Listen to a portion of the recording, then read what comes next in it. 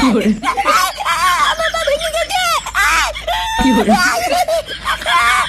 দাদু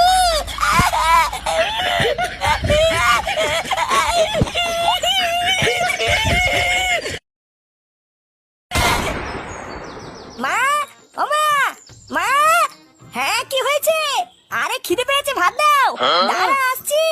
বাড়া পোল্টুকে খোঁজার জন্য দুদিন ঠিকভাবে খাওয়া দাওয়া হয়নি, আজকে দুটো ধরে খেতে হবে। এই দাদু ভাই কোথায় রে? দাদু ভাই কোথায় গেছে জানিস? ফাটা ফাটা কোথায় তা আমি করে বলবো? ও কি আমার সাথে সাথে ঘোরে নাকি? ও দেখো কি ছেলে পেলের সাথে এদিক ওদিক খেলতে গেছে। ওই সেগো মাইটা আজ দি 3 দিন হলো কোনো স্কুলে যায় না, তা তুই কিছু বলতে পারিস না? মেয়ের ঠেলা ভূতার মাল আমি কেন বলতে যাবো? ও কি আমার কোনো কথা শোনে নাকি? তুমি তো সারাদিন বাড়িতেই থাকো, তা তুমি কিছু বলো না কেন? হ্যাঁ বলবো, আর যেদিন বলবো না মুখে কিছু বলবো না, লেওরা আমরা হাত কথা বলবো। লেওরা 3 দিন কিছু না বলে একেবারে হাতের নাগালে বেরিয়ে যাচ্ছে।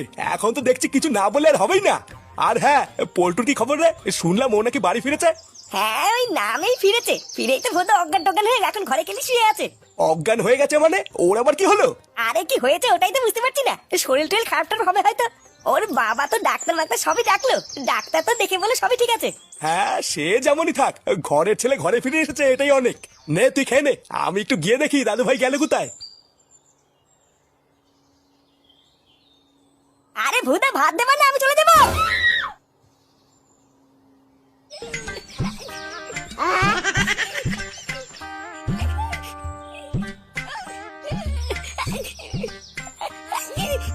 হ্যাঁ ভোদা তুই কি থামবি? চোদনা মুখ দিয়ে এমন আওয়াজ করছিস মনে হচ্ছে আমি তো পুঙা মেরে দিয়েছি। বালা আমার পামা সব টুটে যাচ্ছে, আর আমি একটু আওয়াজ করতে পারবো না।